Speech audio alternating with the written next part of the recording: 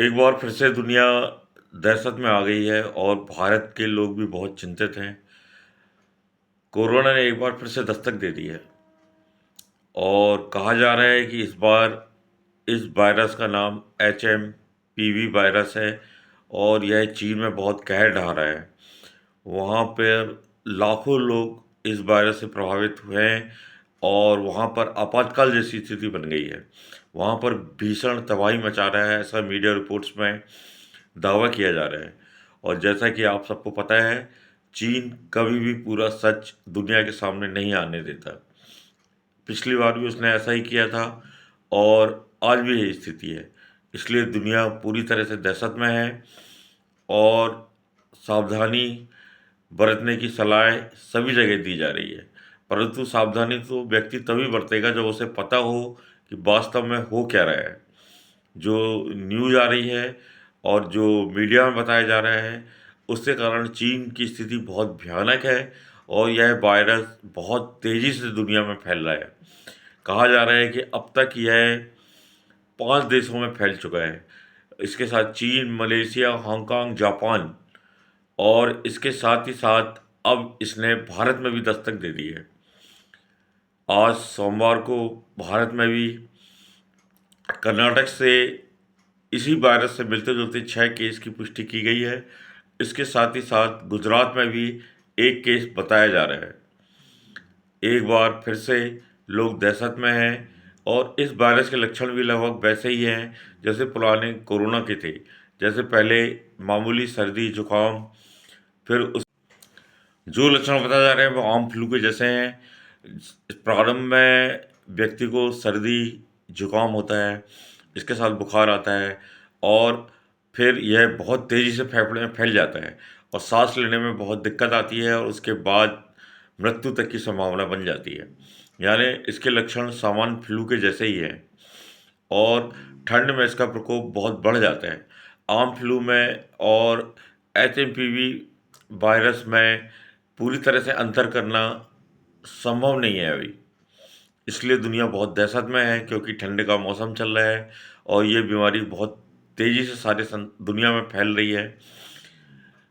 फैलने की आशंका है क्योंकि चीन में इसने तबाही मचाना शुरू कर दिया है और आमतौर पर इस मौसम में भारत में फ्लू के केस तो आते ही हैं, इसलिए लोग बहुत दहशत में आ गए हैं।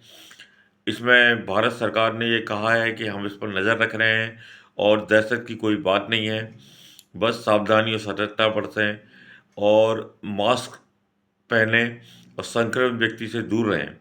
और जैसा कि इस वायरस का नाम है HMPV वायरस, यानी ह्यूमन मेटान्यूमोवा वायरस।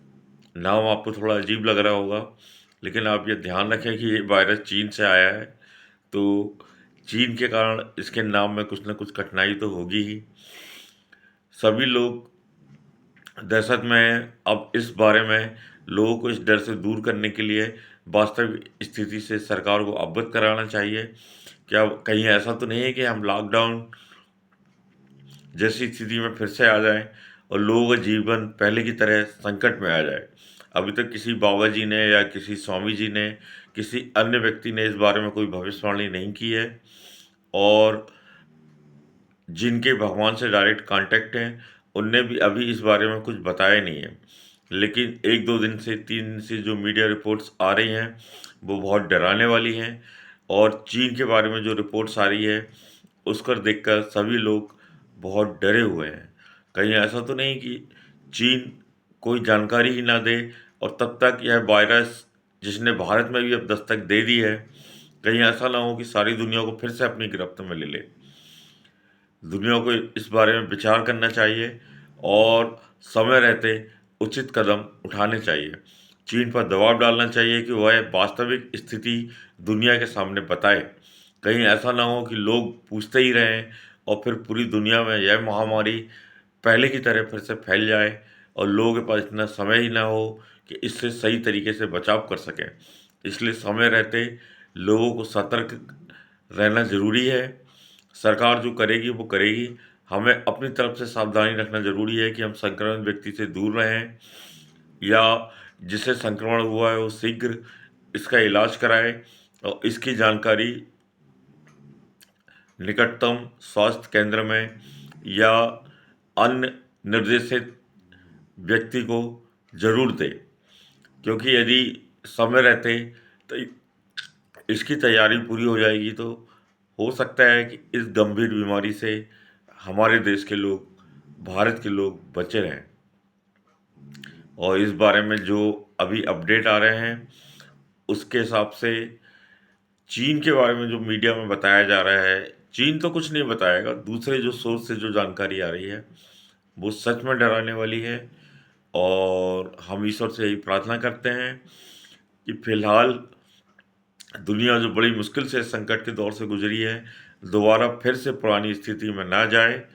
और ईश्वर से प्रार्थना करते हैं कि समय रहते हमें उचित जानकारी मिले जिससे सभी लोग अपना बचाव कर सकें। फिर ये वीडियो आपको कैसा लगा ज़रूर बताएं कमेंट बॉक्स में। और यदि अभी तक आपने इस चैनल को सब्सक्राइब नहीं किया है तो ज़रूर करें। हम नई जानकारी के साथ आपको हमेशा अपडेट करते रहेंगे। नमस्कार जी, धन्यवाद जी, विनम्र आभार।